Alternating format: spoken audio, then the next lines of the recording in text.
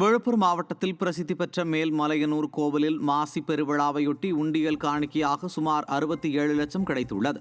இக்கோவிலில் தினந்தோறும் ஆயிரக்கணக்கான மக்கள் சாமி தரிசனம் செய்து வரும் நிலையில் ஆண்டுக்கு ஒருமுறை 10 நாட்கள் நடைபெறும் மாசி பெருவிழா நிறைவடைந்தது. இந்நிலையில் பக்தர்கள் செலுத்திய உண்டியல் காணிக்கை எண்ணப்பட்டது. அப்போது 66,97,350 ரூபாய் காணிக்கையாக கிடைத்துள்ளது. மேலும் 74 கிராம் தங்கம், 730 கிராம் வெள்ளி ஆகியவற்றை காணிக்கையாக பக்தர்கள் காணிக்கையாக செலுத்தியிருந்தனர்.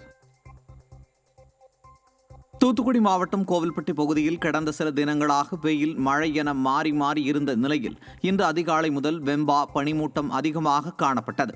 இதன் காரணமாக சாலைகள் முழுவதும் புகை மூட்டம் சூழ்ந்தது போல் காட்சியளித்தன.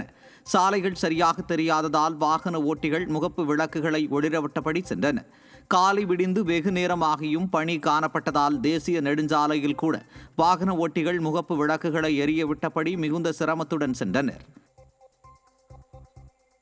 விழுப்புரம் மாவட்டத்தில் திமுகவினர் நடத்திய தமிழ்நாடு தலைக்குனியாது என்ற கூட்டத்தில் மக்கள் வெளியேறியதால் காலி நாற்காலிகளுடன் கூட்டம் நடத்தி முடிக்கப்பட்டது. திண்டிவனம் அருகே உள்ள தீவனூர் பகுதியில் மயிலம் தொகுதி சார்பில் திமுக செயலாளர் KS மஸ்தான் தலைமையில் பொதுக்கூட்டம் நடைபெற்றது.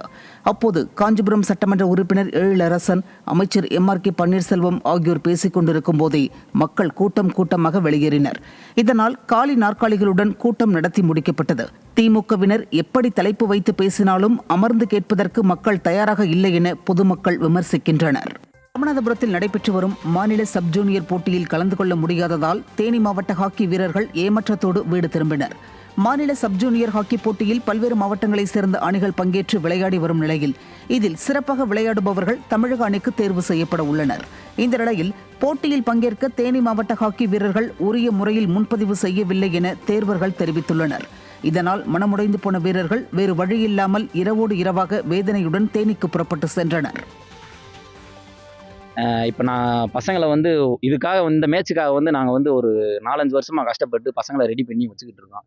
இன்றைக்கி அவங்க விளையாட முடியல, அவங்களுக்கு வாய்ப்பு இல்லை.